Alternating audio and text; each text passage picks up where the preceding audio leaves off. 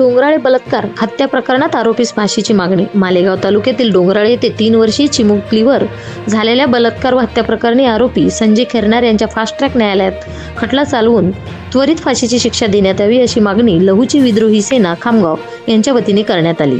या मागणी संदर्भातील निवेदन मुख्यमंत्री देवेंद्र फडणवीस मार्फत उपविभागीय अधिकारी खामगाव यांना देण्यात आले। न्याय न मिळाल्यास लोकशाही मार्गाने आंदोलन करण्याचा इशारा संघटनेने दिला आहे। निवेदन देताना जिल्हाध्यक्ष रुपेश अवचार यांच्यासह आकाश गायकवाड, सागर अवसरमोल, प्रवीण रिचारिया, सचिन, कपिल, ओम व करण अवचार आदी कार्यकर्ते उपस्थित होते। महाराष्ट्र न्यूज 1 साठी उपसंपादक रंजना राठोड, प्रतिनिधी रत्नाताई डिक्कर, खामगाव, जिल्हा बुलढाणा।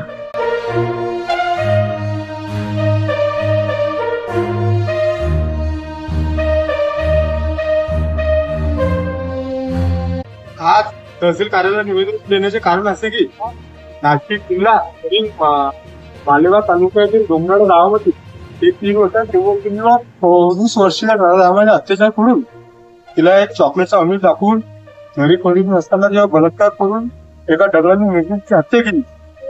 तसं लौकिक सेनेच्या वतीने तहसील एलजी यांना निवेदन देण्यात आलेले आहे की आरोपीला तत्काळ फाशी शिक्षा देण्यात यावी।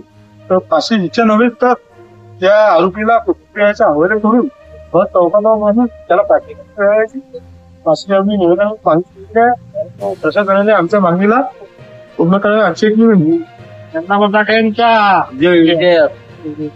या बातमीचा व्हिडिओ तुम्हाला आवडला असल्यास व्हिडिओला लाईक करा, शेअर करा आणि महाराष्ट्र न्यूज 1 या न्यूज चॅनलला सबस्क्राईब करा। धन्यवाद।